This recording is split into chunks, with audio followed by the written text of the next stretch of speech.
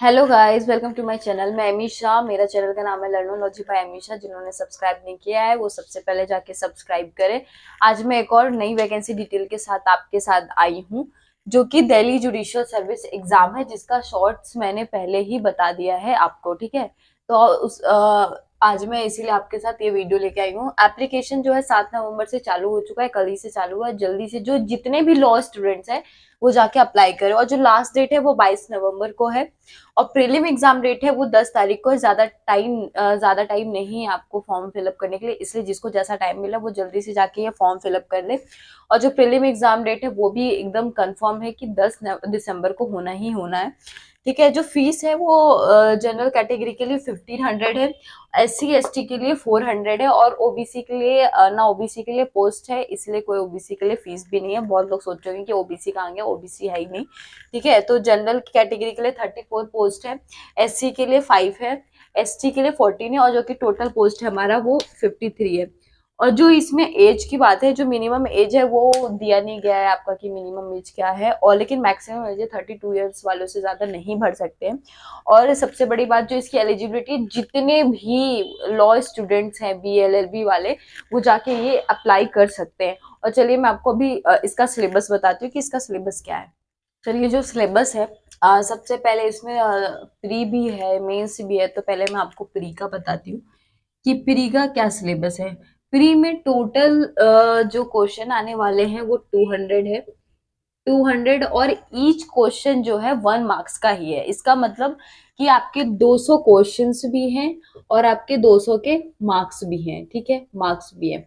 और जो इसमें क्वालिफाइंग है, ये क्वालिफाइंग इन नेचर है, बट जो जनरल वाले हैं, जैसे कि अनरिजर्व कैटेगरी वाले हैं, उनके लिए अगर वो 120 प्लस स्कोर कर रहे हैं तो ये सेफ है, मतलब ये क्वालिफाई हो सकते हैं। और जैसे कि जो ओबीसी वाले हैं उनको 55% चाहिए, जैसे कि 55% मतलब 110, 110 अगर वो ला रहे हैं तो वो क्वालिफाई हो जाएंगे। ठीक है, जो इसका निगेटिव मार्किंग है ये 1/4 है, इट मीन 0.25 आपके मार्क्स जाएंगे अगर आपने गलत अटेम्प्ट किया है। लेकिन वो सबको यही ट्राई करना है कि वो 120 प्लस आप स्कोर करिए, अगर आपको ये प्रीलिम्स में क्वालिफाई करना है तो। क्योंकि अभी 1 महीने का ही समय बचा है, ज्यादा 1 महीने का भी नहीं बोल सकते हैं, 10-15 दिन यही बहुत बेटर है। लेकिन आपको 12 घंटे तो जाके स्टडी करनी है, तब जाके आपका निकलेगा। तो जैसे प्रीलिम्स में दो ही सब्जेक्ट एक मैटर करे, एक इंग्लिश है और दूसरा लॉ है। तो लॉ के ऑलमोस्ट आप ये मान के चलो कि 175 टू 170 क्वेश्चंस आएंगे, और इंग्लिश का है 25 टू 30 मैक्सिमम। 25 से 30 क्वेश्चन ये मैक्सिमम है इंग्लिश का, इतना ही पूछा जाएगा, इससे ज्यादा नहीं पूछा जाएगा, क्योंकि बाकी जितना भी सेक्शन है वो लॉ का, तो इन दोनों को मिक्स करके ही 200 क्वेश्चन बन रहे हैं। और जो टॉपिक वाइज सिलेबस है वो जानने के लिए आप मुझे कमेंट करिएगा, तो मैं जरूर इस टॉपिक वाइज सिलेबस बनाऊंगी। फिर इसके बाद जो है कि मेंस का सिलेबस आता है। चलिए मैं अब आपको मेंस का सिलेबस बताती हूँ, क्योंकि प्रीलिम्स का मैंने बता दिया, मेंस का भी मैं टॉपिक वाइज तो नहीं, बट मैं आपको ऐसे बता देती हूँ सब्जेक्ट वाइज की क्या आने वाले हैं। तो जो मेंस का सिलेबस है उसमें सबसे पहले है आपका जनरल नॉलेज। क्या है? General knowledge, general knowledge and language language. ठीक है, ये है जो कि आपका 250 मार्क्स का है, सॉरी ये 250 मार्क्स का है। फिर जो दूसरा है हमारा सिविल लॉ है, सिविल लॉ 1, जो कि हमारा 200 मार्क्स का है। फिर आता है सिविल लॉ 2, जो ये भी 200 मार्क्स का है। फिर आता है हमारा क्रिमिनल लॉ,